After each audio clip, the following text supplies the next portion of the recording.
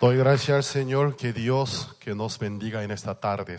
Para mí es un honor el poder compartir la palabra de Dios al ver a tantos consiervos de Honduras. Me siento muy impresionado. En esta mañana, perdón, ya que estoy nervioso, entonces, en esta tarde vamos a buscar el Antiguo Testamento, Deuteronomio, capítulo 10. Deuteronomio capítulo 10, desde el versículo 1 al 5, voy a leer. En realidad me gustaría leer del capítulo 9, capítulo 10, dos capítulos completos, porque es un intenso estudio bíblico, pero por falta de tiempo, solo de Deuteronomio capítulo 10, versículo 1 al 5, voy a leer. ¿Lo tienen? Entonces, gracias, voy a leer. En aquel tiempo Jehová me dijo: lábrate 2 tablas de piedras como las primeras, y sube a mí al monte y hazte un arca de madera. Y escribiré en aquellas tablas las palabras que estaban en las primeras tablas que quebraste. Y las pondrás en el arca. E hice un arca de madera de acacia, y labré 2 tablas de piedra como las primeras, y subí al monte con las 2 tablas en mi mano. Y escribió en las tablas, conforme a la primera escritura, los 10 mandamientos que Jehová os había hablado en el monte de en medio del fuego, el día de la asamblea, y me las dio Jehová. Y volví y descendí del monte y puse las tablas en el arca que había hecho, y allí están, como Jehová me mandó. Hasta el versículo 5 leídos. Desde el año 2012 hasta la actualidad estoy dando una gira del CLF. CLF son siglas en inglés, en español, el Congreso de Líderes Cristianos. Uno del tema que frecuentemente yo trato y comparto con mis consiervos para profundizar la enseñanza del Señor es el tabernáculo del Antiguo Testamento. Generalmente con el tema del tabernáculo dirijo 2 días del CLF, cada día 3 sesiones, cada sesión de 2 horas. O sea, diariamente comparto 6 horas por 2 días, 12 horas. Y apenas estoy, como digo, un recorrido del tabernáculo del Antiguo Testamento. También otro tema que frecuentemente comparto, el libro de Romanos, Gálatas, y también me gusta compartir Hebreos. Pero en esta tarde brevemente quisiera estudiar sobre el origen del arca del pacto. Aquí en el libro del Deuteronomio capítulo 10, Moisés está haciendo un recuerdo de todos los acontecimientos que había sucedido en el libro del Éxodos. ¿Y de qué está hablando? Moisés aquí habla que él ha hecho un arca del pacto. Explica por qué razón él tuvo que hacer un arca del pacto. Y lastimosamente, muchos cristianos no saben muy bien que Moisés, cuántos días estuvo en la cumbre de Monte Sinai ayunando para recibir los mandamientos. Muchos piensan 40 días y noche, correctos. Pero es necesario. Realmente la Biblia dice que Moisés estuvo 40 días y noches en ayuno en la cumbre de Monte Sinai. ¿Y entonces cuántas veces? Y Moisés, ¿cuántas tablas de piedras en que Dios esculpió los 10 mandamientos había traído? Muchos dicen 2. Pero aquí Moisés, en el libro del Deuteronomio capítulo 9, que le especifica muy bien, él subió 2 veces a la cumbre de Monte Sinai para recibir los mandamientos y también las ordenanzas levíticas sobre las ofrendas expiatorias, el diseño del tabernáculo. Él ayunó en 2 oportunidades, 2 veces, cada vez 40 días y noche. de ayuno. Si sumamos total 80 días y noche el ayuno. Claro, hubo un descanso en medio, pero Moisés en 2 oportunidades subió a la cumbre de monte Sinai. Él cada vez ayunó 40 días y noche y para recibir los mandamientos. Entonces, Moisés sobre esta parte en el libro del Deuteronomio capítulo 9, él menciona bien claramente. Vamos a ver Deuteronomio capítulo 9, versículo 9 al 11.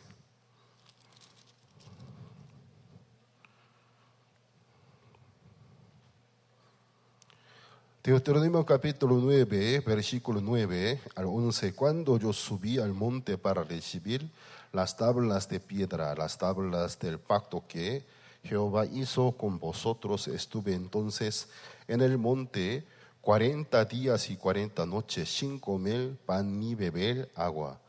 Y me dio Jehová las 2 tablas de piedras escritas con el dedo de Dios.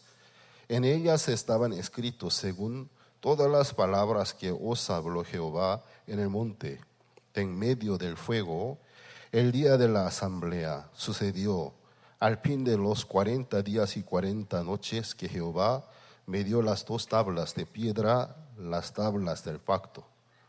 Ya aquí Moisés nos explica su primer subida al monte, a la cumbre de monte Sinai, el ayuno 40 días y noche. Vamos a pensar, algunas personas piensan que Moisés solamente haya recibido los 10 mandamientos. No es así. Todos los mandamientos, las ordenanzas que Moisés había recibido, están escritos en 4 libros. En el libro del Éxodo, Levíticos, Números, Deuteronomio, son muchos mandamientos y estatutos.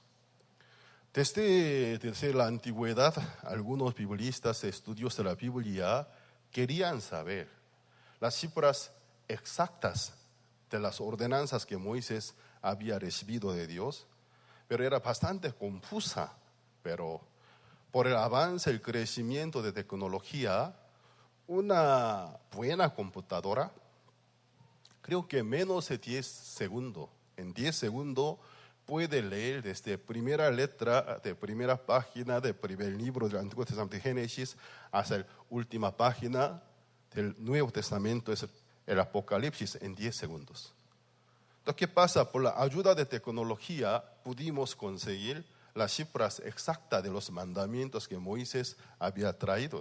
Son 613 mandamientos. Los 613 mandamientos en el año 1409 antes de Cristo. Para nosotros sería como hace 3500 años atrás.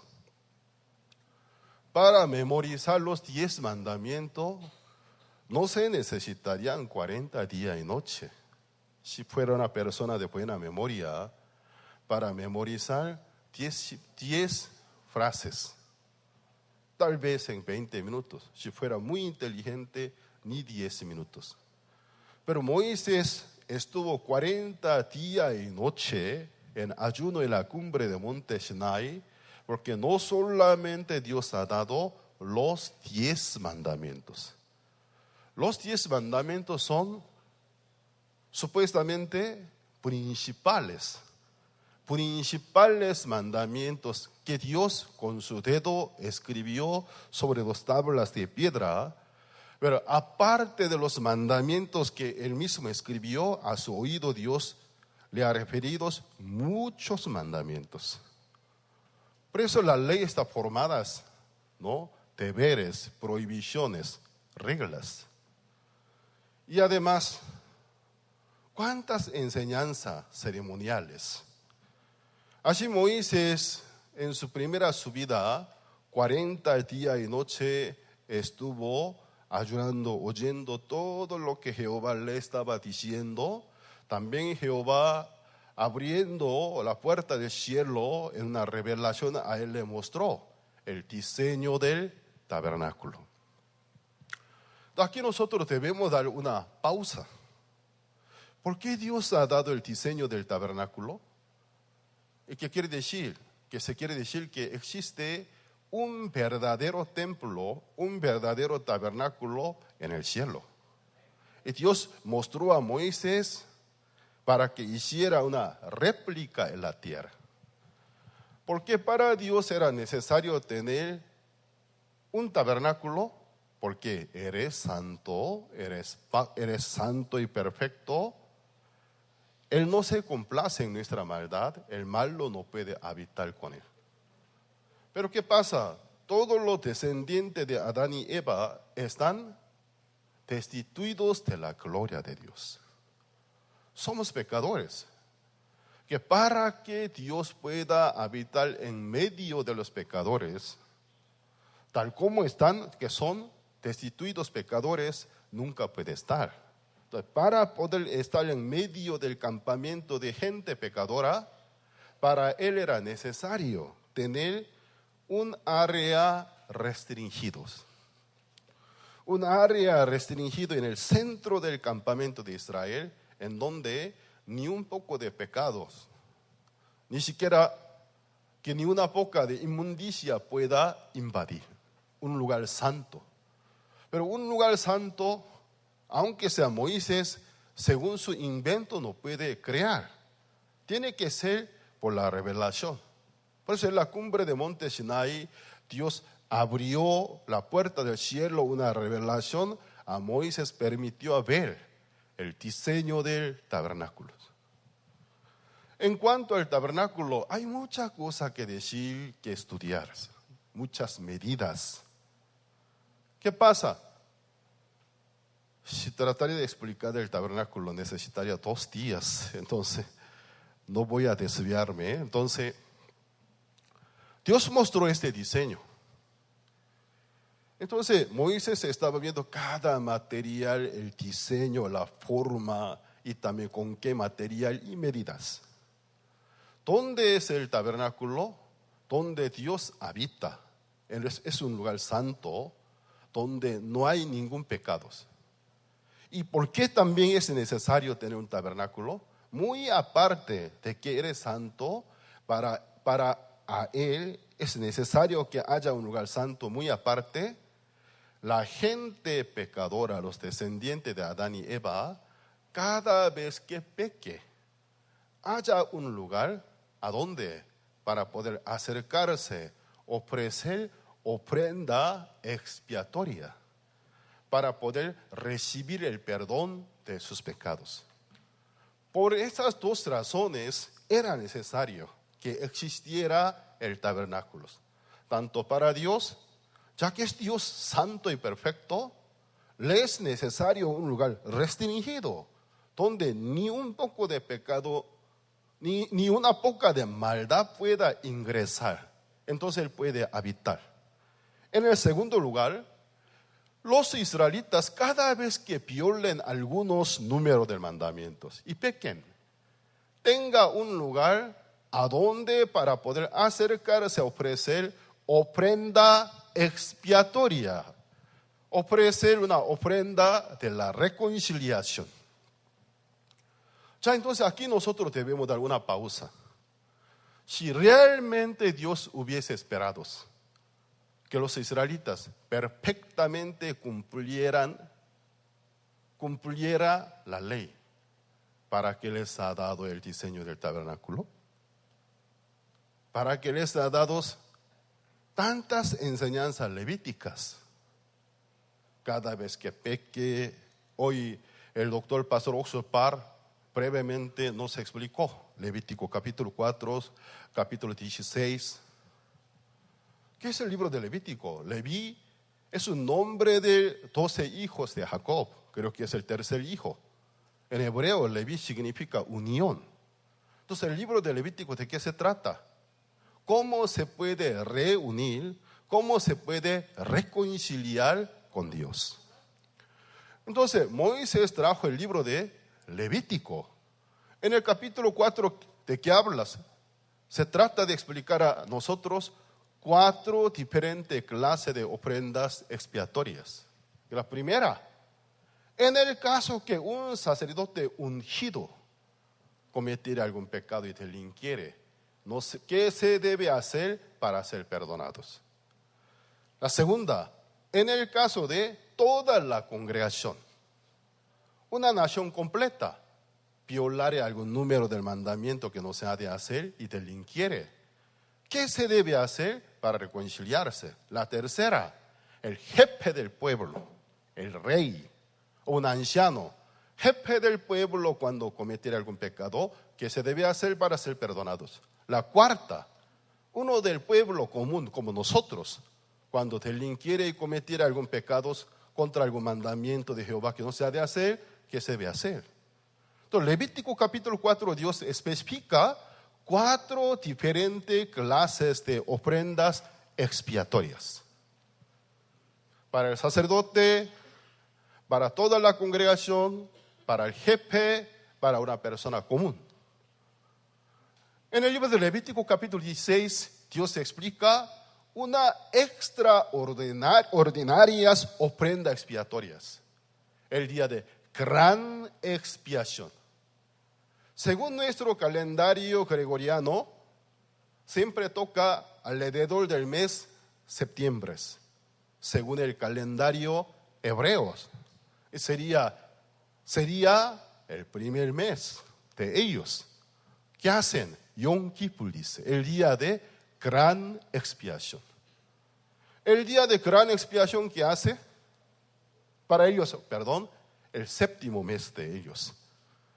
Entonces, el día 10 del séptimo mes, según el calendario de ellos, es el día de gran expiación. Es el día en que ofrece una ofrenda expiatoria por todos los pecados que la nación Israel, toda la nación, durante un año cometieron. Entonces, su eficacia y validez mucho mayor que las ofrendas de Levítico capítulo 4. En el libro de Levítico capítulo 4, aunque son de 4 clases, pero solo puede efectuar eliminando el pecado del tiempo pasados, que cometió y se dio cuenta.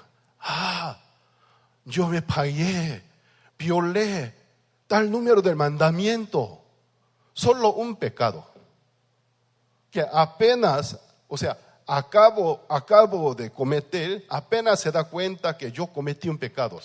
Ofreciendo una ofrenda, puede recibir el perdón de aquel pecado. Pero en el día de gran expiación, todos los pecados de la nación Israel, que durante un año cometieron. Mire, su eficacia, su validez se amplía, crece en gran manera, no para una persona, sino para una nación completa. No por un pecado, sino todos los pecados que durante un año ellos cometieron. Desde el día 11 del mes séptimo, según el calendario de ellos, hasta el presente día, que el día 10 del mes séptimo. Durante un año, todos los pecados que ellos cometieron, por una sola ofrenda, puede eliminar, puede obtener el perdón de todos los pecados durante un año. Ahora nosotros podemos entender por qué los israelitas, algunos israelitas radicalistas, ultraortodoxos, se encuentran muy furiosos. Muy furiosos. ¿Por qué razón? Se sienten prostrados. Porque el lugar indicado por Dios, donde se debe ofrecer ofrenda expiatoria, no pertenece a los israelitas a la fecha de hoy. ¿Dónde está el templo de la roca? El tercer templo más importante del mundo islámico. Debajo de aquella cúpula doradas hay una enorme roca, la roca de Abraham, donde Abraham quiso asesinar a su propio hijo Isaac. Trató de ofrecer su hijo unigénito, Dios lo detuvo. Y donde David, después de haber hecho el censo, Dios empezó a castigar a todos los israelitas, porque por la incredulidad, aunque Dios le prometió que los israelitas serían como arenas del mar. Pero el corazón de Abraham entró una desconfianza. Quisiera contar, mi fuerza hasta dónde alcanza.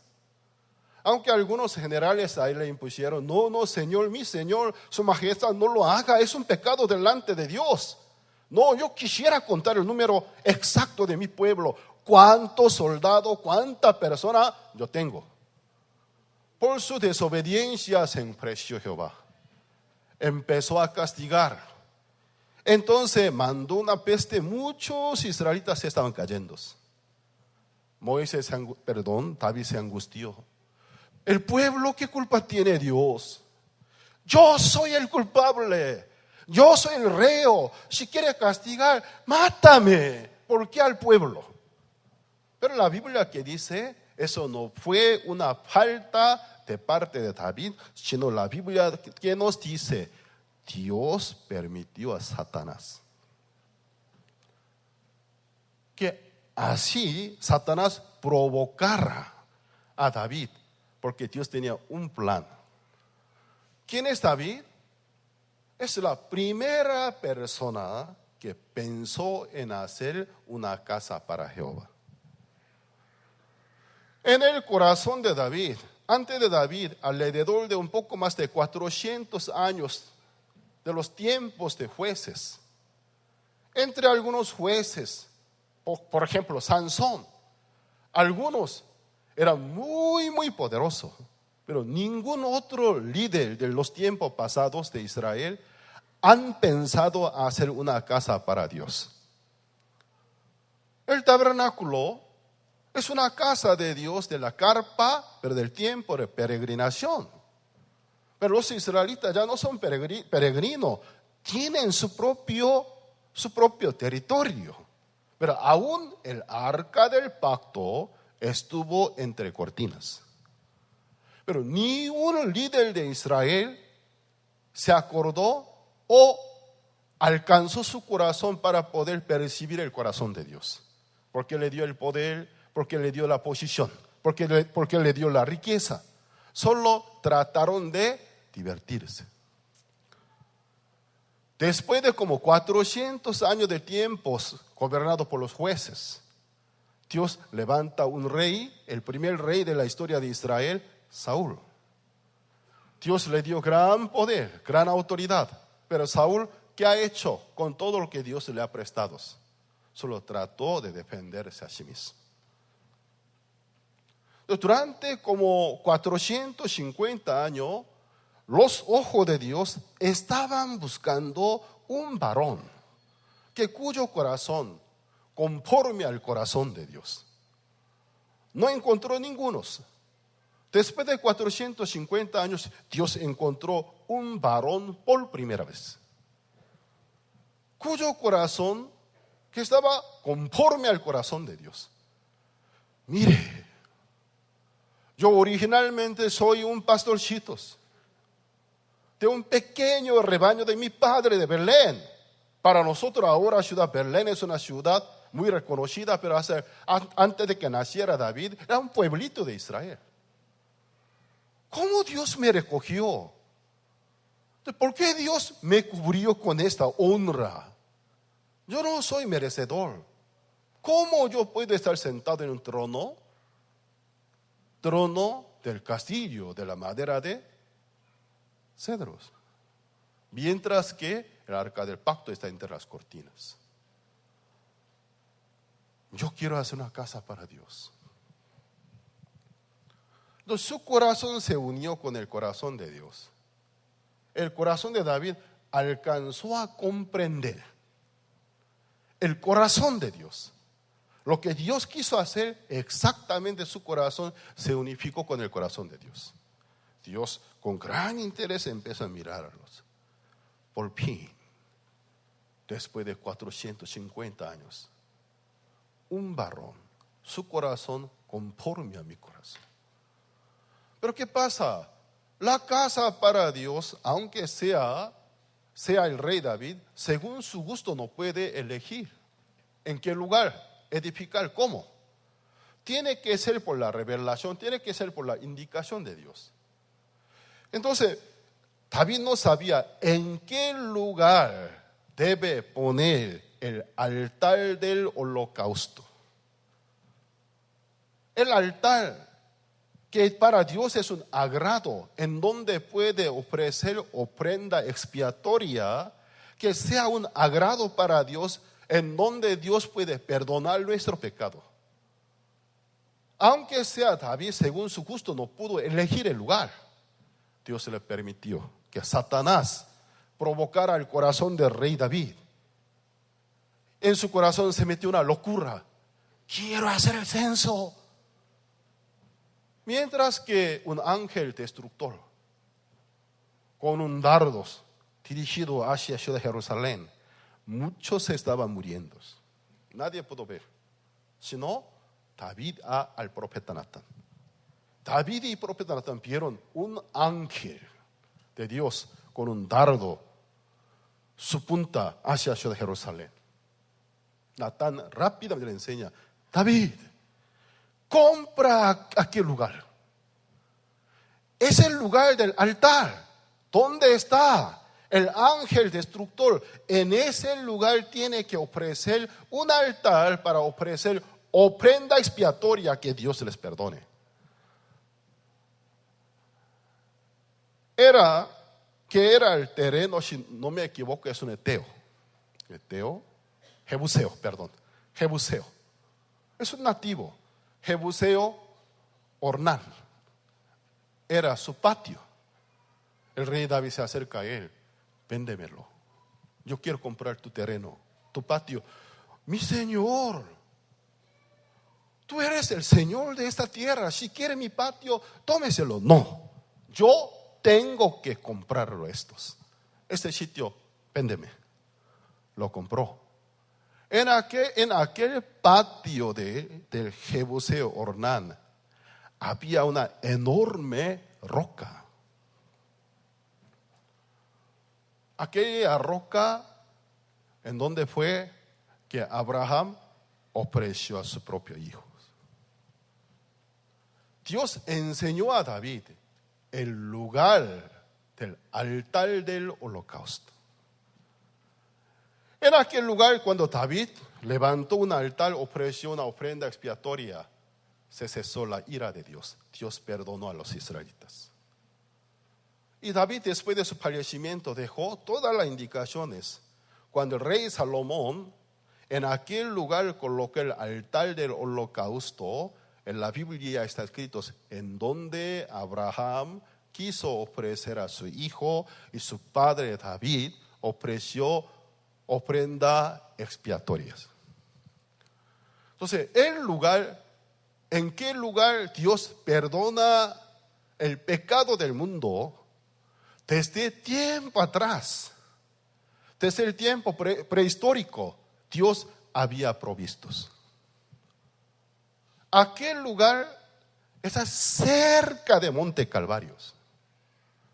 Desde miles de años atrás, Dios estableció una ubicación, un lugar, donde antiguamente Abraham quiso ofrecer su hijo unigénito, donde David ofreció una ofrenda expiatoria, donde Salomón colocó el altar del holocausto, en el cual miles de ofrendas expiatorias ofrecieron. Dios perdonaba sus pecados.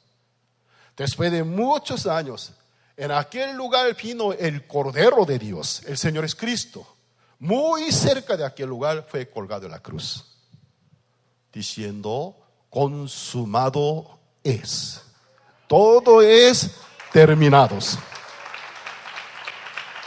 Cuando Abraham estaba subiendo a la cumbre de Monte Morías, su hijo Isaac, adolescente, tal vez 13, 14 años de edad, él sintió un poco extraño.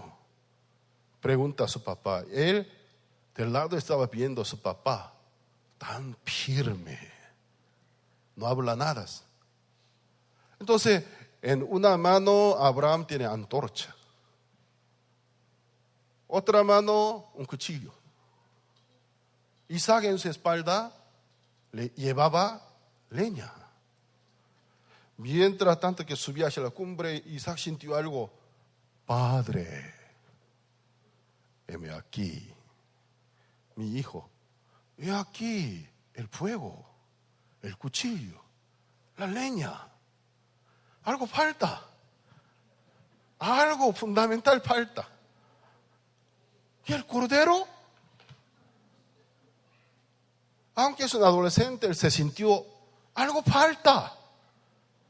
Además, monte Moría no es un monte que boscoso, es peñascoso, un monte que no tiene árboles, no viven animales.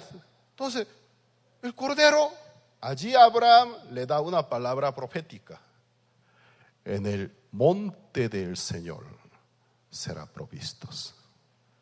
En hebreo Abraham contestó que Jehová Ire, dijo. Los israelitas ultraortodoxos nunca mencionan el nombre Jehová con un pretexto. ¿Cómo? ¿Qué clase de hijo mal educado a su propio padre le puede llamar por su nombre? Por eso cuando ellos ven por donde quiera que en la Biblia aparece el nombre de Jehová, nunca lee Jehová, sino lee de otra manera, Adonía, dice, Señor, Señor. Para ellos mencionar el nombre de Jehová es blasfemias. Entonces Abraham, ¿cómo dijo? Jehová Ire, Adonía Ire, dijo. En el monte de Jehová será provistos. Cuando Abraham llegó a la cumbre de monte Moría, alzaron los ojos, vio un cabrito provistos. Pero lo que Abraham había dicho no se refiere a aquel cabrito, sino desde lejos Abraham estaba viendo el Cordero de Dios, conforme a la profecía.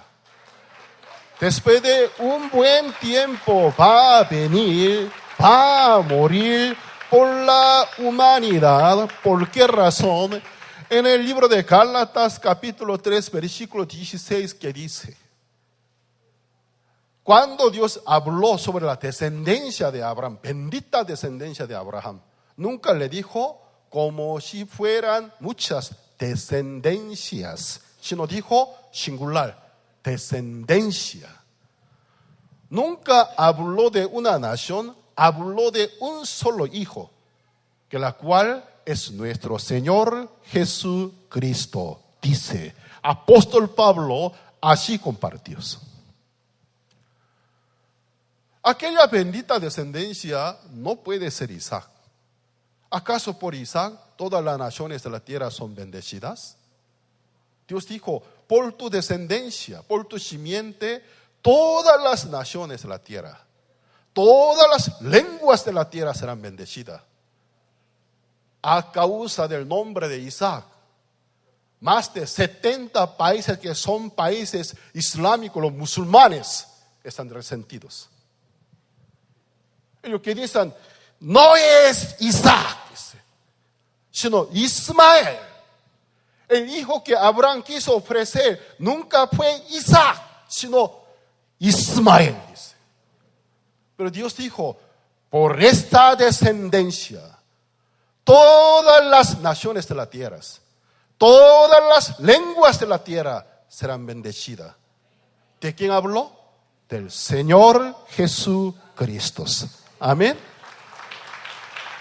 Por eso en el libro de Gálatas capítulo 3, ¿qué dice?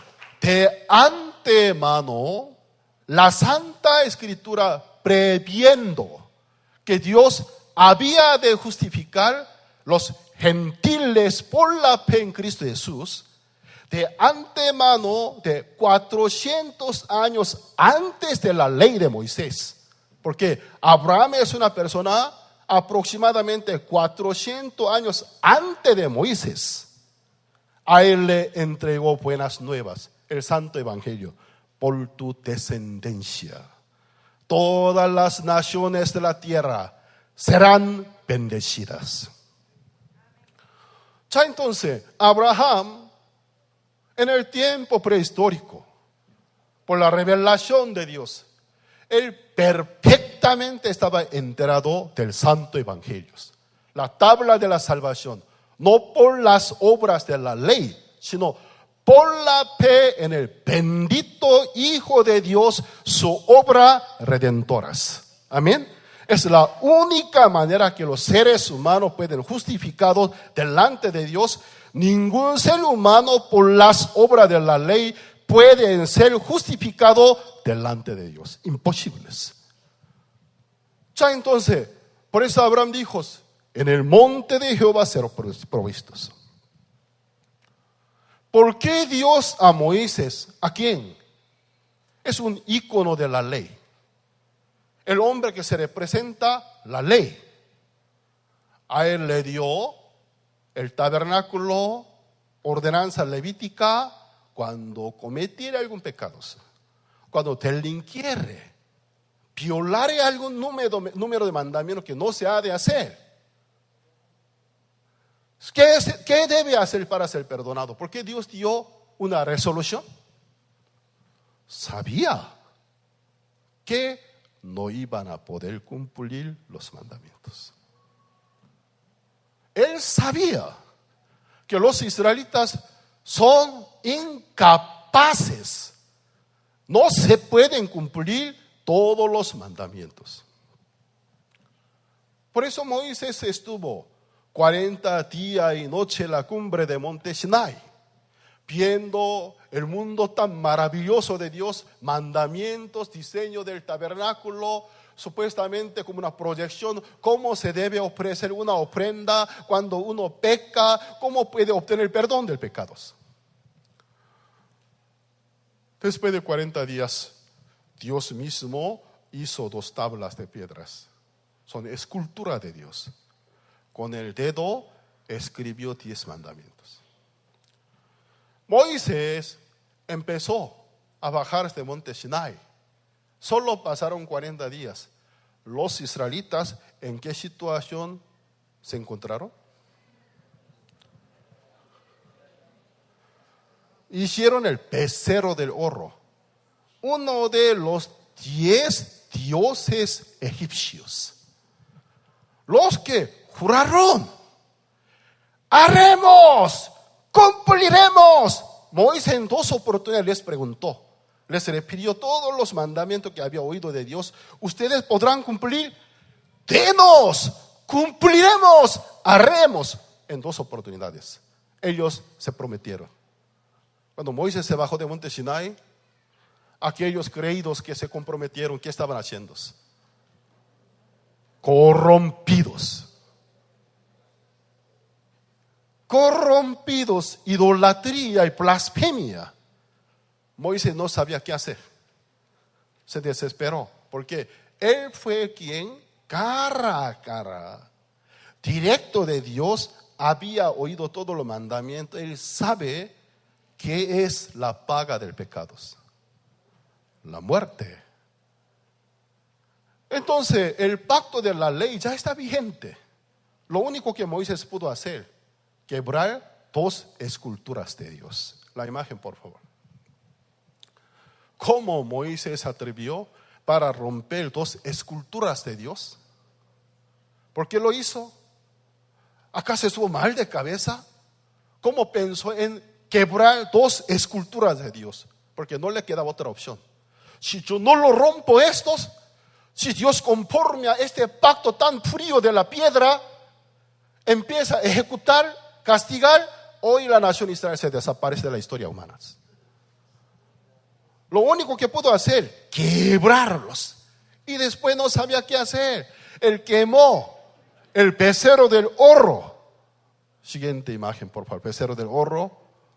Lo quemó. Otra imagen. Ya mi técnico ya se olvidó del orden. Entonces, siguiente imagen. Ya que hoy no le he invitado a comer, entonces, no me da buen servicio. Entonces, bueno, no sé qué está buscando. Bueno, él quemó el becerro, rompió, redujo al polvo, mezcló en el agua, obligó a tomar al pueblo. Y se dio cuenta, con esto aún insuficiente. Algo debo hacer antes de que Dios mismo entre en acción. Conforme al pacto, castigue, yo tengo que hacer algo, como una prevención. Entre vosotros, no me importa que hasta ahora, como hayáis sido, todos los que queréis estar por el lado de Jehová, apartaos, venid a mí. Los hijos de Leví se acercaron a él. Moisés les ordena, cada quien toma el machete, las espadas, desde esta puerta del campamento hasta aquella puerta del campamento, para que nadie se escape. Asesínelos todos. Asesine a vuestros parientes, hermanos, padres e hijos.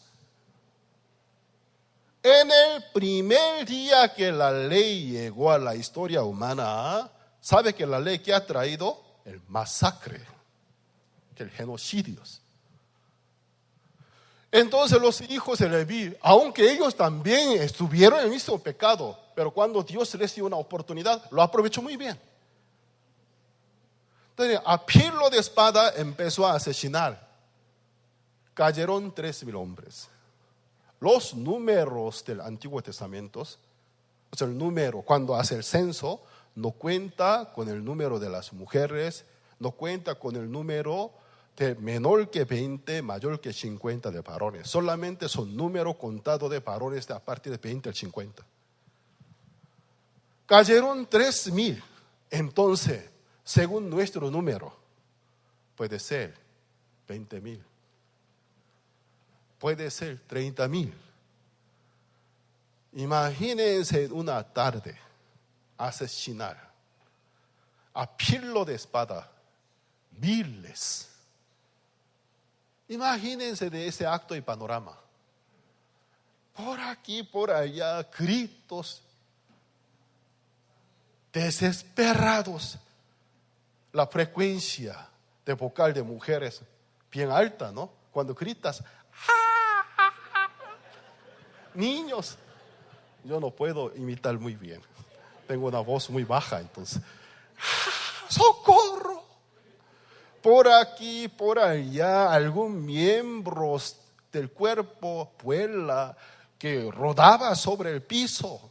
Imagínense.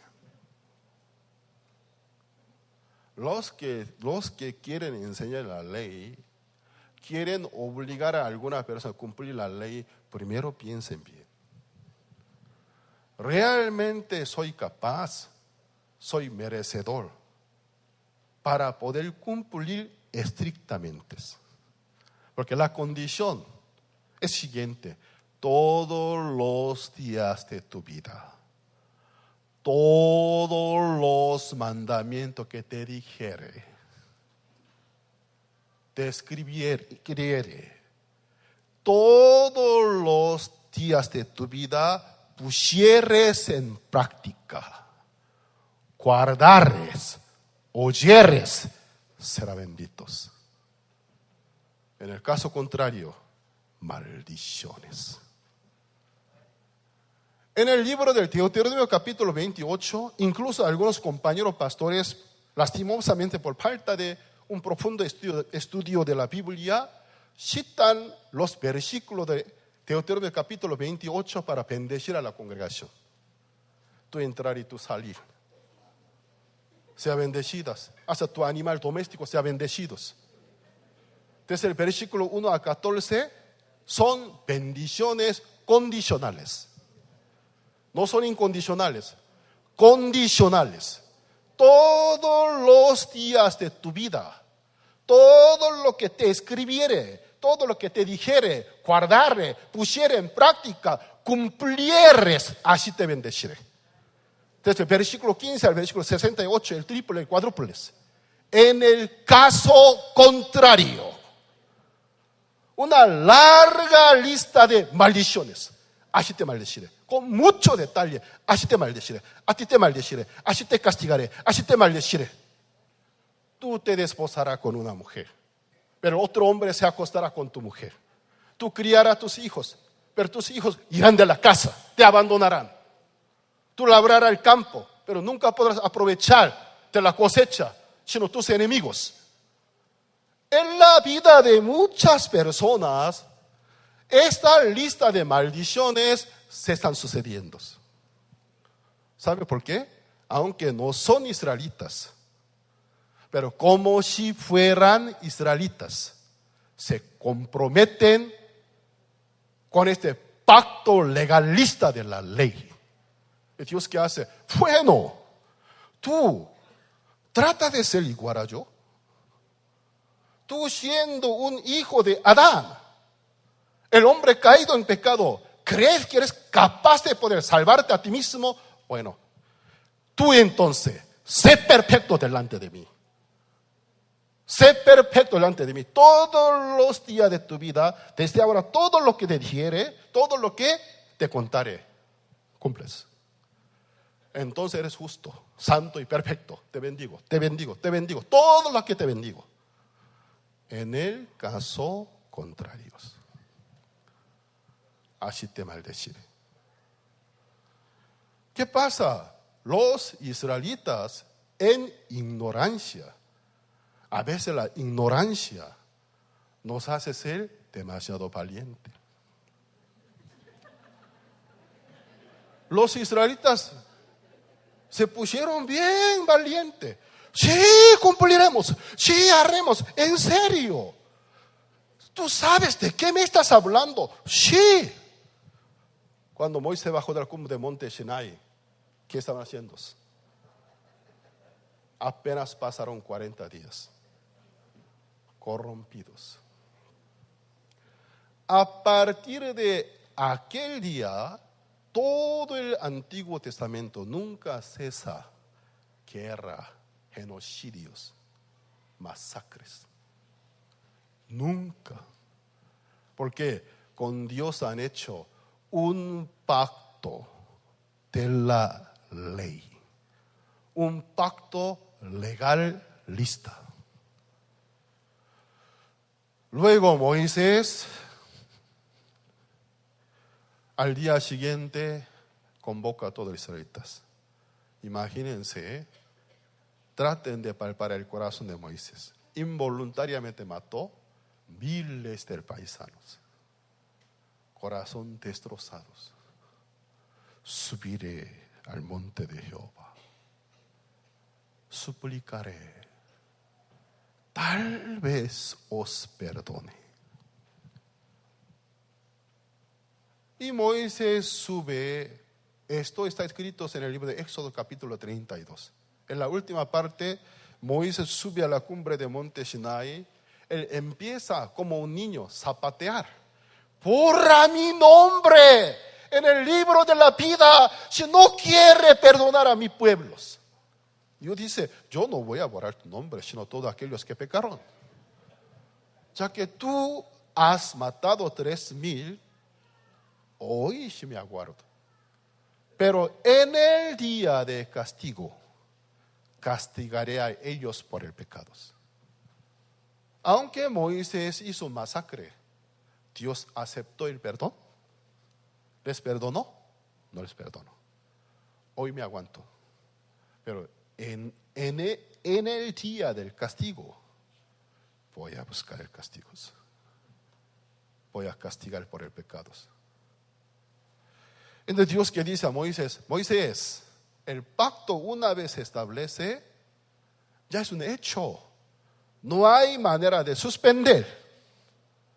Tú rompiste 2 esculturas mías, labrarás 2 tablas de piedras.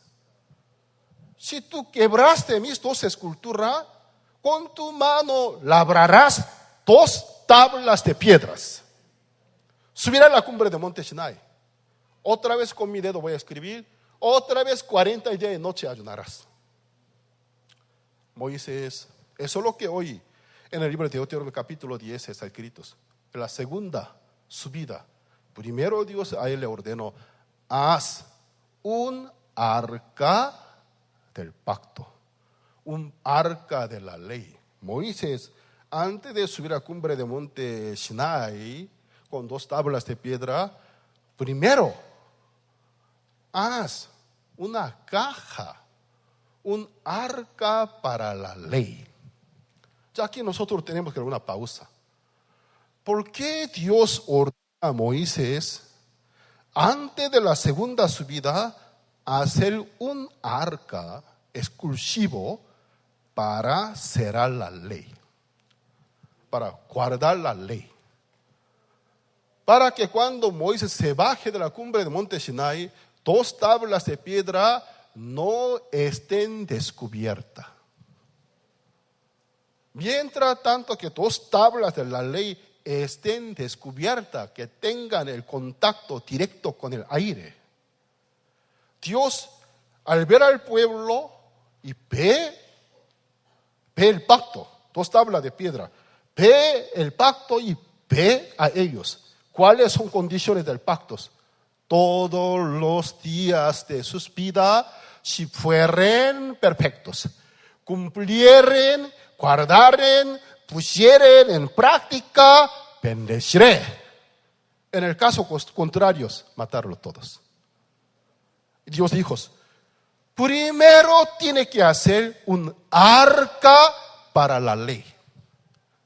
Pues el arca del pacto tiene diferentes nombres: arca de alianza, arca del pacto, arca de la ley. Es un mueble que tiene un propósito: mantener cerrada, cubierta 2 tablas de las piedras. Es el corazón de Dios, Moisés. Por eso aquí Moisés simplemente, en el libro de Deuteronomio capítulo 10, no nos explica nada del diseño del arca del pacto. Solo dice, Deuteronomio capítulo 10, versículo 3, versículo 2. Deuteronomio capítulo 10, versículo 2. Y escribiré en aquellas tablas las palabras que estaban en las primeras tablas que quebraste. Las pondrás en el arca. E hice un arca de madera de acacia y labré 2 tablas de piedra como las primeras. Y subí al monte con las 2 tablas de mi mano. Y escribió en las tablas conforme a la primera escritura los 10 mandamientos que Jehová os había hablado. En el monte de en medio del fuego y el día de la asamblea me las dio Jehová. Y volví y descendí del monte y puse las tablas en el arca que había hecho. Y allí estaban como Jehová me mandó. Aquí Moisés está comentando el origen del arca del pacto. Explica la función, el origen, la función, el propósito con el cual que Dios ordenó para hacerlo. ¿Para qué? ¿Para qué 2 tablas de piedra? En que están esculpidos los 10 mandamientos. Se representa la ley. El primer pacto, el viejo pacto, cubierto. Encerrado. Bajo la sombra. Que no esté descubiertos. Porque si Dios usa de la ley, ningún ser humano puede tener acceso con Dios. Solo la muerte. Dios aquí se decide usar el de la gracia, hacer misericordia, una propiciación, hacer un favor. Bueno, 2 tablas que se representan la ley, perfecta ley legal, legalista, encierra bajo la tabla, la tapa del arca del pacto. Ya entonces el libro de Éxodo capítulo 25 nos explica muy bien cómo es el diseño del arca del pacto. Vamos a ver. Éxodo capítulo 25.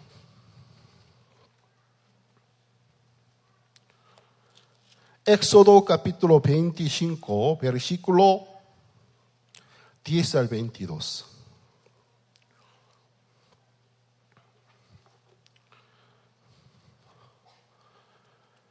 Harán, Éxodo capítulo 25, versículo 10. Harán también un arca de madera de acacia cuya longitud será de 2 codos y medio, su anchura de codo y medio, su altura de codo y medio. Y la cubrirás de oro puro por dentro y por fuera, y harás sobre ella una cornisa de oro alrededor.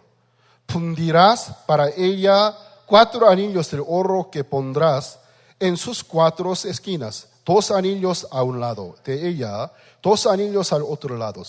Harás unas varas de madera de acacia, las cuales cubrirás de oro. Y meterás las varas por los anillos a los lados del arca, y para llevar el arca con ellas. Las varas quedarán en los anillos del arca, no se quitarán de ella. Y pondrás en el arca el testimonio que yo te daré. Y harás un propiciatorio de oro fino, cuya longitud será de 2 codos y medio y su anchura de codo y medio. Harás también 2 querubines del oro, labrados a martillo, los harás en los 2 extremos del propiciatorio. Harás pues un querubín en un extremo y un querubín en el otro extremo. De una pieza con el propiciatorio harás los querubines en sus 2 extremos. Y los querubines se extenderán por encima las alas, y cubriendo con sus alas el propiciatorio, sus rostros, el uno enfrente del otro, mirando al propiciatorio los rostros de los querubines. Y pondrás el propiciatorio encima del arca. En el arca pondrás el testimonio que yo te daré, o sea, la ley, y de allí me declararé a ti, y hablaré contigo de sobre el propiciatorio, de entre los 2 querubines que están sobre el arca del testimonio, todo lo que yo te mandaré para los hijos de Israel. Ya aquí el diseño del tabernáculo, por favor. Perdón, el arca del pacto, por favor. Ya aquí dice, con madera de acacia, cubierto con la lámina del oro, por dentro y por fuera. No se ve madera de acacia, supuestamente caja del oro, cuya longitud 2 codos y medio. Un codo, para facilitar nuestro cálculo, si se mide 50 centímetros. 2 codos y medio sería 1,25 m aproximadamente. El ancho y alto, 1 codo y medio, 75 centímetros. Entonces podemos imaginar una caja rectangular de 75 centímetros, 75 metros de alto aproximadamente, 1,25 m de largo. Ya pueden percibir la idea, ¿no? El diseño cómo es. Totalmente cubierto con lámina del oro. Y luego, tener una tapa. La tapa también, la tabla de madera de acacia, cubierto con la lámina de oro. Pero ambos extremos de largo debe tener 2 esculturas, 2 querubines. ¿Qué es el querubín? Los ángeles tienen jerarquías. No todos los ángeles son iguales. Entre todos los ángeles de máxima jerarquía son querubines. 2 querubines, un querubín del extremo del largo de un lado, el otro lado. Supuestamente los 2, ¿me puede ayudar? Si nosotros fuéramos querubines, ya es el propiciatorio, cara a cara mirando, pero inclinados, poniendo nuestra mirada sobre la tapa, son guardianes. Que nadie destape estas tapas. Guardianes con 2 alas abiertas cubriéndose. Esta posición de las especies voladoras, cuando una ave se encuentra en esta posición, cuando trata de proteger su polluelo, huevo, guardianes, defensiva. 2 querubines, atentos, poderosos ángeles, con 2 alas, totalmente 4 alas abiertas, cubriendo esta tapa. Sus miradas hacia la tapa. El diseño está así. Ya, vamos a imaginar, Moisés hizo este arca del pacto conforme al diseño que Dios le había mostrado. Ya que es una réplica, son 2 querubines, esculturas. El arca del pacto verdadero en el cielo no sería 2 querubines del oro. dos querubines reales, poderosos querubines, tienen una orden: guardan esta tapa, que nadie la abra, nadie la levante. ¿Por qué? Si Dios no se usa de la gracia con la humanidad, ningún ser humano puede acercarse a Dios. Amén. Inmediatamente se mueren todos. Dios, ¿qué dijo? Guarda, pondrá mi testimonio, mi ley adentro, ciérralos, para que nunca más Dios, cuando vea al pueblo, aunque quiere ver dos piedras, no puede ver. Lo que puede ver, la tapa, se llama el propiciatorio. Su propia decisión. Él quiere usarse de la apropiación, favor, quiere hacer favor, misericordias. Sobre el propiciatorio yo os hablaré. Nunca dijo, sobre dos tablas de piedra os hablaré. Él, si quiere hablar con nosotros sobre dos tablas de piedra en que Dios escribió sus mandamientos, ahora todos nosotros moriremos, iremos al infierno. Yo os hablaré, yo os declararé sobre el propiciatorio, sobre la gracia, sobre la propiciación, sobre el favor, sobre la gracia. Moisés lo hizo cuando se bajó de monte Sinai. Exactamente el arca del pacto ya estaba en esta posición, para que el intervalo, el tiempo que dos tablas de piedra se encuentre descubierta, sea mínimo tiempos, rápido para poder meterlos. Lo metió y tapó.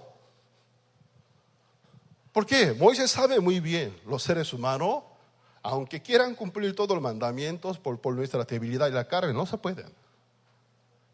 Cuando cometen algunos pecados, esté cubierta la ley por la gracia.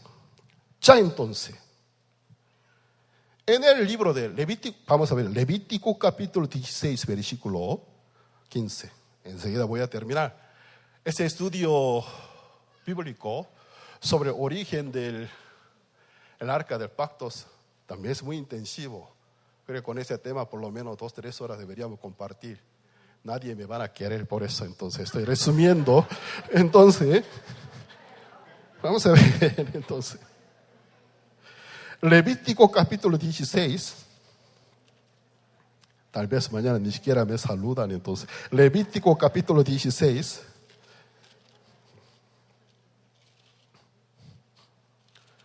Levítico capítulo 16, versículo 15.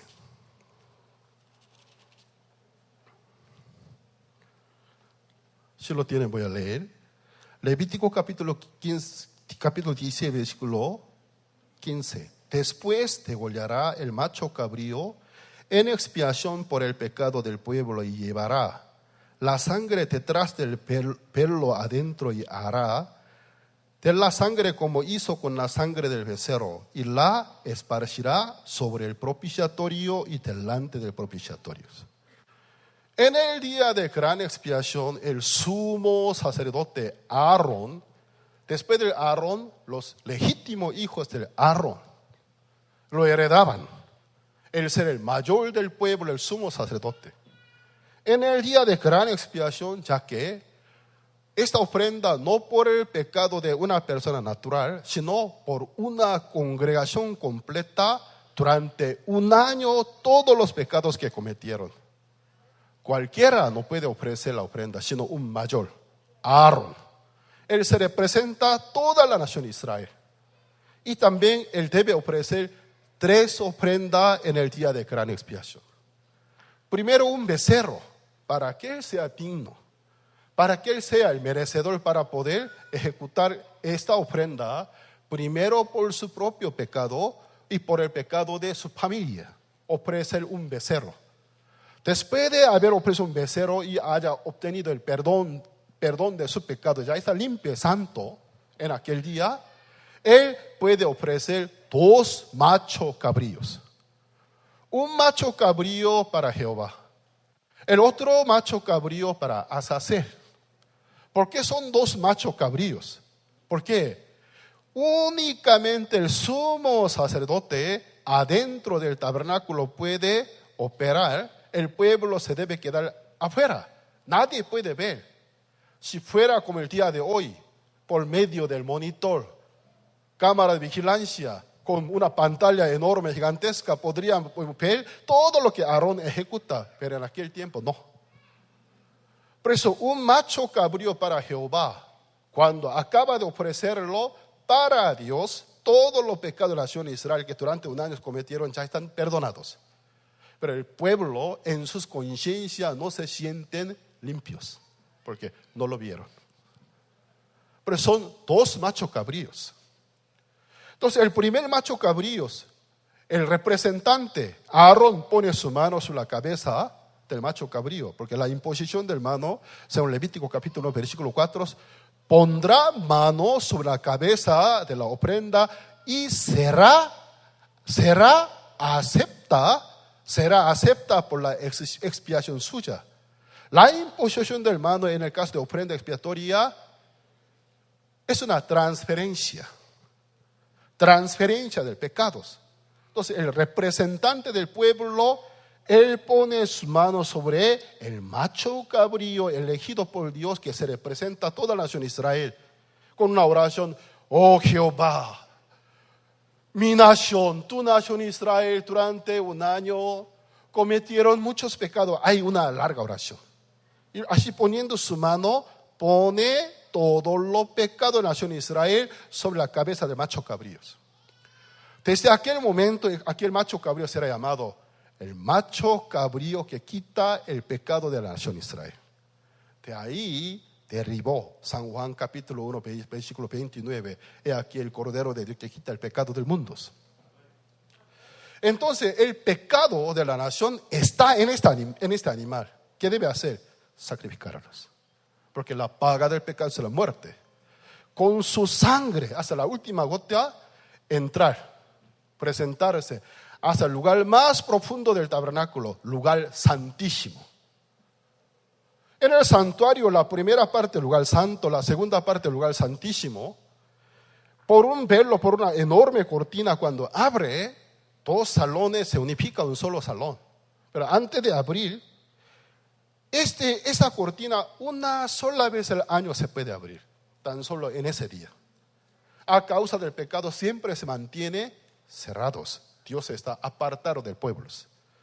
Detrás del velo que está el arca del pacto, que se representa Dios vivo. Entonces, ¿qué pasa? Con la sangre del macho cabrío, él se acerca al velo, abre el velo. Entonces, delante de él se encuentra el arca del pacto. Sobre el propiciatorio, la tapa, 7 veces salpicar la sangre del macho cabrío. ¿Por qué salpica 7 veces? Luego, enfrente, adelante del arca del pacto, otra vez 7 veces. ¿Para qué? O sea, Dios ahora usa del favor, pero la justicia, la ley reclama justicia. Un pacto una vez hecho, nadie puede anular. La paga del pecado es la muerte. Aunque con tu compasión y misericordia me cubre, pero aquellos pecadores, la muerte, justicia. La sangre del macho cabrío sobre el propiciatorio 7 veces salpica. ¿Para qué? Se cumpla la justicia de la ley. Entonces, la ley ve que huele a sangre. ¿Qué es esto? Es olor a sangre. ¿Qué es? La sangre del macho cabrío. La sangre del macho cabrío que cargó el pecado de la nación de Israel. La paga del pecado. El juicio. entonces todos son pagados. ¿Qué sucede? Se cumple la justicia de la ley. Ahí obtiene el perdón de todos los pecados que la nación de Israel durante un año cometieron. 7 veces salpicas. Cuando se retira el resto de sangre, echar al pie del altar de holocaustos. El sumo sacerdote, cuando se retira del tabernáculo o el templo, todos los pecados están perdonados. Pero los israelitas no lo vieron. Por eso hay un macho cabrío más para hacer teatros. Una vez más, sobre el segundo macho cabrío para Azazel. Azazel significa, es un verbo hebreo, significa irse, dejar que se vayas. Entonces, sobre el macho cabrío para Azazel, hace un teatro, actuación. Otra vez, sumo sacerdote Aarón pone su mano, él confiesa toda una lista del pecado. De esta manera ponen todos los pecados en la cabeza del macho cabrío. Pero estos pecados ya están perdonados, es una actuación. Entonces, una persona destinada delante de israelitas lleva este macho cabríos. Cuando ellos eran peregrinos, 3 días, 3 noches de caminatas. Soltarlo. Porque un macho cabrío domesticados, pues lo suelta en un desierto, nunca puede regresar. Además, para los peregrinos, 3 días y 3 noches de caminata, en aquel tiempo era considerado una distancia nunca y jamás. Pero después que ellos llegaron a Israel, ya no son peregrinos, no hace falta llevarlo 3 días y noches de caminata, porque en Jerusalén hay un valle, un barranco, el barranco de Azazel. Entonces lo lleva al barranco de Azazel. Entonces los israelitas, ¿cómo interpretan? Nuestro pecado se aleja de nosotros 10 metros, 20 metros, 50 metros, 100 metros, se va de nosotros, se aleja de nosotros. Pero mientras tanto que este animal esté vivo, el pecado está vivo. Lo lleva al barranco del Azazel. Lo siento, señor macho cabrío. Lo siento mucho. No tengo otra alternativa. ¡No me mate! ¡No me mate, por favor! Lo siento, no tengo más otra alternativa. Tírate, luego lo empuja. ¿Qué sucede? Con todos los pecados se muere. La ley tiene sombra de los bienes venideros. Por lo tanto, la ley misma no puede quitar nuestros pecados. Con la sangre del macho cabrío, la sangre del macho cabrío efectúa, puede quitar todos los pecados de una nación que durante un año cometieron. Pero los seres humanos no solamente durante un año cometen pecados. Desde cuando usan de la razón hasta que se muera.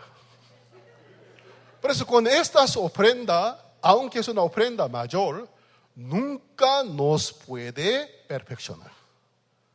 Nunca nos puede justificar. Porque tiene la sombra de los bienes venideros. Jesucristo fue el macho cabrío de Azazel. Juan el Bautista, su padre es Zacarías. Zacarías es el descendiente del 8º nieto del Aarón. ¿Qué quiere decir? El legítimo descendiente del Aarón. De él nació un hombre elegido por Dios, muy amado de Dios.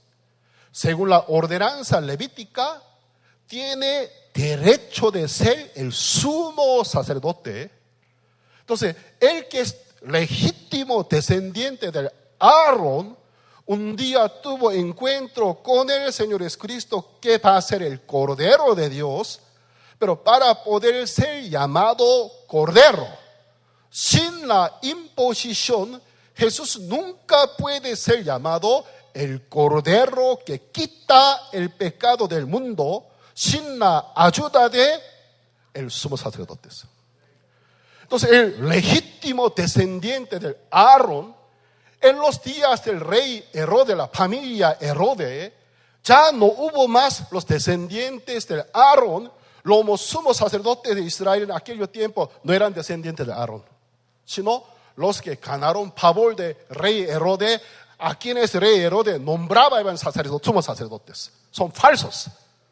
En el desierto de Israel apareció un legítimo sumo descendiente del sumo sacerdote Aarón. Jesús se acercó a él. Bautízame. Tevila, el bautizo bíblico, hebreo. De ahí proviene el bautismo cristiano, pero cuyo origen es el hebreo. Tevila, bautízame. Tevila hebrea cuenta con la imposición de manos. Bautízame. Un momento Juan el Bautista se confunde. Yo necesito ser bautizado por ti. Sin alguna discusión, el mayor bendice al menor. Tú eres más grande que yo. Yo necesito ser bautizado por ti. Tú vienes a mí. Deja ahora. Deja ahora. Porque así conviene que cumplamos toda justicia. Dios. ¿Qué significa cumplir toda justicia? El último profeta del Antiguo Testamento, según el Señor Cristo. La ley y la profecía a partir de Moisés hasta Juan el Bautista, dijo nuestro Señor Cristo. Para el Señor Cristo es el último profeta por la ley, el que se representa el viejo pacto, también humanamente legítimo descendiente del Aarón. En los días que en Israel no se encontraba los hijos del Aarón, sino los que ganaron favores, nombrados como somos sacerdotes. Jesús no buscó a ellos, ni siquiera les consideró como sacerdotes, sino él solo reconoció a Juan el Bautista más que profetas. San Mateo capítulo 11 versículo 11. De cierto digo, entre todos los que nacen de la mujer nunca se ha levantado el otro mayor que Juan el Bautista, dijo. Jesús que le dijo, el mayor entre todos los que nacen de mujer, un hombre que se representa la época de la ley, la profecía, los sacrificios. El hombre que ya termina, cierra un capítulo. Deja ahora, yo necesito ser bautizado por ti. Tú vienes a mí, Juan, deja ahora. Así conviene que entre tú y yo cumplamos toda justicia. Juan entendió. Sobre la cabeza de Cristo, porque tevila en hebreo significa inmersión. No es mojar un poquito, salpicar, sino es inmersión. Entonces, deja ahora con una imposición de mano, poner por completo debajo del agua, levantarlos. Se abrieron los cielos. De ese cielo hubo una voz: este es mi amado Hijo, en quien tengo mi complacencia. Al día siguiente, Juan el Bautista otra vez vuelve a encontrarse con él. Su actitud está cambiada. Hasta ayer, muy humilde. Al día siguiente, al verlo, he aquí el Cordero de Dios que quita el pecado del mundo, dijo. Dios, conforme a su gran profecía, Isaías 53 versículo 6, todos nosotros nos descarriamos como ovejas, cada cual se apartó por su camino, mas Jehová cargó en él el pecado de todos nosotros. Amén. Juan empezó a llamarlo: he aquí el Cordero de Dios que quita el pecado del mundo. Él empezó a dirigirse a Jerusalén, pero no quiso morirse en Jerusalén. porque eres Azazel, debe ser llevado afuera. Desde la ciudad de Jerusalén fue llevado a Monte Calvario. Cuando ve bien el mapa, al ver el mapa de Israel, al lado de Jerusalén, ¿qué dice? Monte Morías, dice. El antiguo Monte Moría, actual Jerusalén, donde Abraham quiso ofrecer su hijo unigénito, donde David ofreció una ofrenda de la expiación. El Señor es Cristo como macho cabrío, con el pecado del mundo entero. Él empezó a marcharse hacia la fuera de Jerusalén, a un barranco de la muerte. Un lugar se llama muerte. Un hombre destinado llevará el macho cabrío para Jehová. Perdón, Azazel. Jesús se cansó, no pudo levantarse más. Los soldados romanos, sin saber nada, y buscó a una persona. Oye tú, ven aquí. Simón de Sirene, un hombre destinado por Dios. Lleva la cruz. Yo no. Cállale, carga la cruz. Sí, Señor. Entonces, llevaba al Señor Cristo. Azazel, el macho cabrío para Azazel, fuera de ciudad de Jerusalén, en Monte Calvarios, él fue clavado, muy cerca de la roca donde Abraham quiso ofrecer a su hijo. Jesús fue colgado. ¿Cuál fue su última palabra? Entre 7 palabras. Consumado es. ¿Qué ha consumado? ¿Qué quiere decir?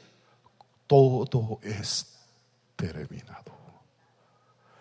Pagar la paga del pecado del mundo por su propia muerte con el derramamiento de su sangre. Consumado es. Relámpago es truenos. 3 días y noche Jesús estuvo muerto. ¿Cuántos días de caminata llevaba? Macho cabrío para hacer 3 días y 3 noches. Jesús, ¿cuántos días y cuántas noches estuvo muerto? Una distancia considerada nunca y jamás una perfecta muerta a causa de todos los pecados del mundo. Amén. Jesucristo cuando resucitó,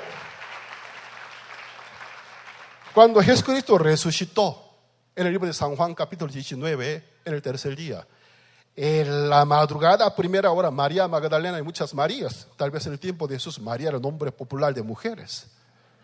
Aquí también muchas pastoras usan por nombre María. Cuando yo era pastor misionero de Paraguay, muchas hermanas eran María.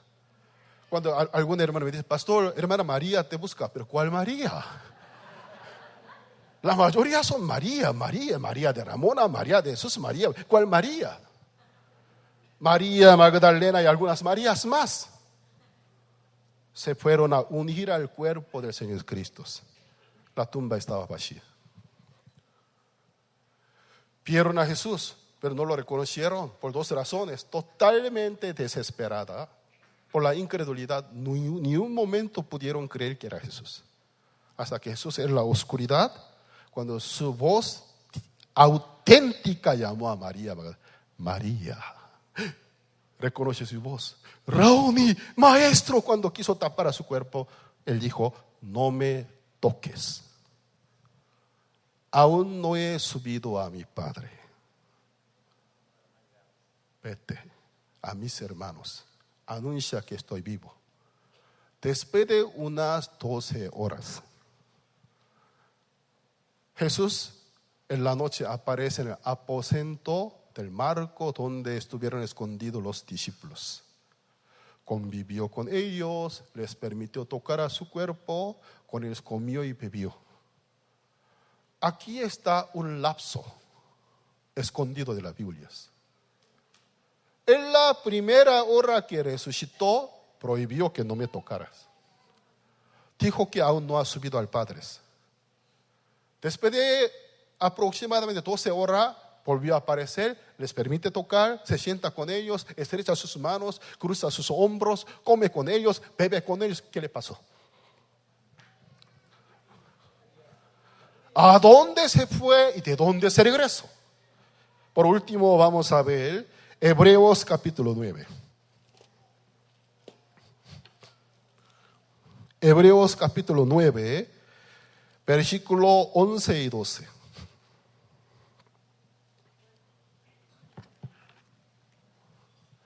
La Biblia no es una novela. La Biblia no es una novela. Es el libro de Dios. Todos los libros, todos los capítulos, todos los vehículos se encajan, interactúan, exactamente coinciden. Hebreos capítulo 9, versículo 11. Pero estando ya presente Cristo, sumo sacerdote de los bienes venideros, por el más amplio y más perfecto tabernáculo, no hecho de manos, es decir, no de esta creación. Acuérdense, desde el principio el tabernáculo eran dos. El verdadero en el cielo, la réplica en la tierra. Pero Cristo no quiso entrar a la réplica, sino al templo no hecho de manos, no de Jerusalén, es el original. Versículo 12. No por sangre del machos cabríos. La sangre del macho cabríos, ¿cuánto pecado pudo quitar? Todos los pecados que la nación Israel cometieron durante un año.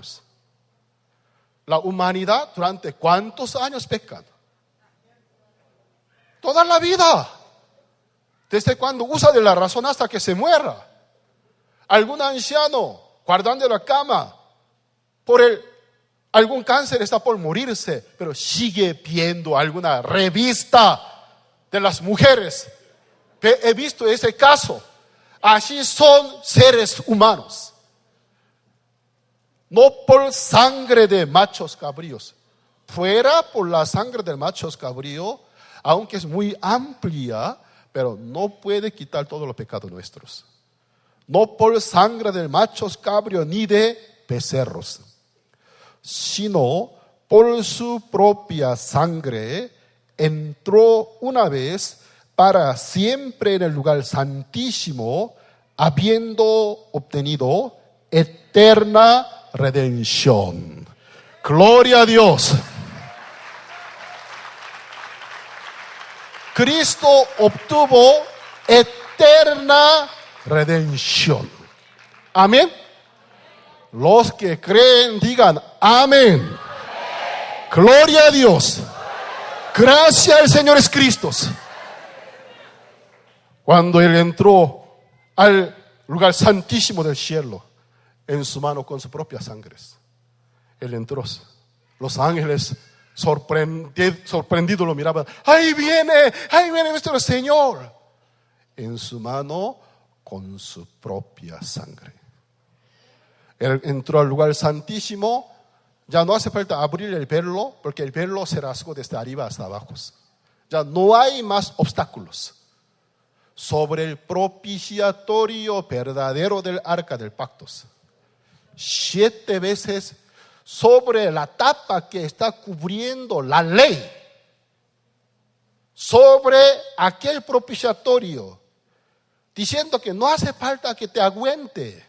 La ley no te aguante. Te ofrezco la ley, la justicia, la paga del pecado 7 veces salpicó. Eso yo quisiera imitar con un efecto de sonido, pero no sé cómo. Mojando su dedo en la sangre. Mi propia sangre, padres.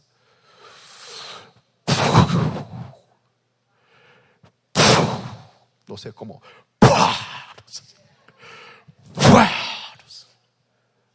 La última vez. He aquí la paga del pecado de la humanidad. Cuando las 7 veces salpicó, ha obtenido eterna redención. Amén. Para todos los que se apoyan en la eficacia de la sangre de Cristo, para todos aquellos benditos creyentes que creen en esta preciosa sangre derramadas, ¿qué pasa? Sus pecados les son perdonados. Amén. La prueba y evidencia es la Santa Biblia. Amén. Aquel lugar es la dimensión de Dios donde no se evapora la sangre, no se seca. La sangre del Cristo se mantiene como del primer tiempo, fresca, con su olor a sangre del sacrificio del Cristo. Y también el humo del incienso se representa el sacrificio del Cristo, lleno de un aroma, es un agrado para Dios. Sacrificio de mi Hijo, sacrificio de mi Hijo, su muerte, su redención, sus pecados les son perdonados. Nuestro Dios, para los elegidos de Dios, para los obedientes del Santo Evangelio, no está sentado en el trono blanco. En el trono blanco para aquellos incrédulos, Padre Dios está sentado para los escogidos de Dios en el trono de la gracia. Hermanos, acerquémonos confiadamente la sangre al trono de la gracia para poder alcanzar al oportuno socorro, dice. Amén. Existe un socorro, pero oportuno socorro. Para cada momento hay un socorro por la sangre del Cristo. Si tú no desechas la sangre de Cristo, realmente creen en ella, tiene poder.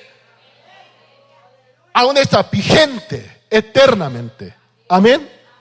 Entonces, hoy yo les he compartido el origen del arca del pacto. ¿Por qué tiene un diseño tan especial? Porque entre 4 alas de querubines sobre el propiciatorio, Dios dijo: ¿en dónde? De aquel lugar yo me encontraré con vosotros. De aquel lugar yo os declararé. De aquel lugar yo os diré todo lo que quiero decir. ¿Cuál lugar? Donde la sangre del Cristo está pintada. Amén. Por eso nosotros, confiando en su sangre, confiadamente podemos acercarnos al trono de la gracia. Padre Dios, muy pocas veces me encuentro con buena condición. La mayoría me encuentro con una condición mala y fea. Pero yo confío en tu sagrada sangre. Yo creo en la muerte de tu Hijo. Yo creo en el Señor Jesucristo. En el nombre de Jesucristo me acerco a ti. Bendíceme, ayúdame, rescátame. Padre Dios nos rescata, nos bendice. Amén. ¿Cuál es la razón? La sangre de Cristo está vigente. Amén. Les hago una pregunta. ¿Aún somos pobres, miserables, pecadores condenados? Somos redimidos. Somos justificados. Somos santificados. Somos llamados a ser santo y justo por la fe en Cristo Jesús. Amén. Los que lo creen, yo soy santificado, yo soy justificado por la sangre de Cristo. Yo soy llamado a ser santo y justo delante de Dios. Levanten sus manos derechas. Yo creo su preciosa sangre. Soy limpio por su sangre. ¿Hasta cuándo seremos limpios? Por siempre. Si realmente retiene esta fe, no rechaza esta fe. Gloria a Dios. Bajen sus manos. Oremos al Señor para terminar.